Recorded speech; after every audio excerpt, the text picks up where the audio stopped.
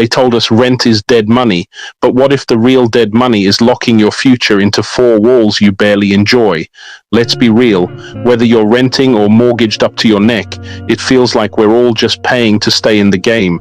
Let me try and think out loud for a second and break it down in my own way about how property, specifically owning a house, has become the ultimate ticket to wealth, status, and opportunity in the UK. But here's the thing. It's not earned wealth, it's inherited or luck-based wealth.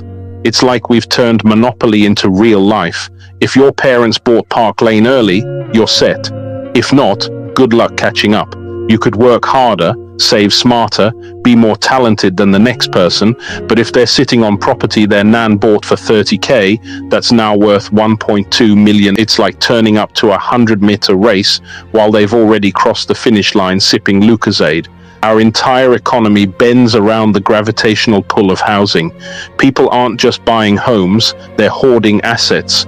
Homes aren't about shelter anymore, they're about leverage. They're pensions, status symbols, power plays. It's like everyone's treating bricks and mortar like Bitcoin. But unlike Bitcoin, you actually need a home to live in. So what happens?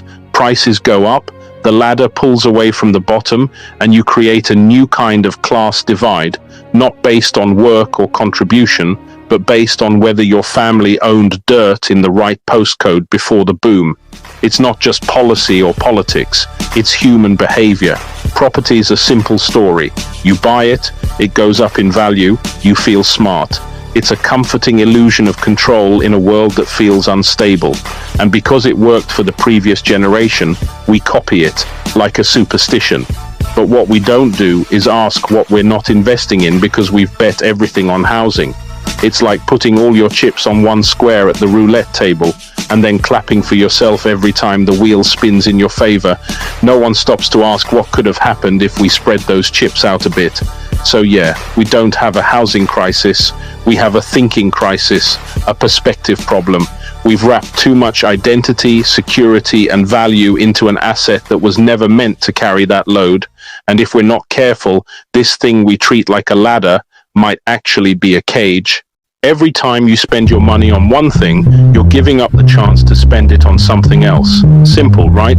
But here's where it gets deep, especially for working class families.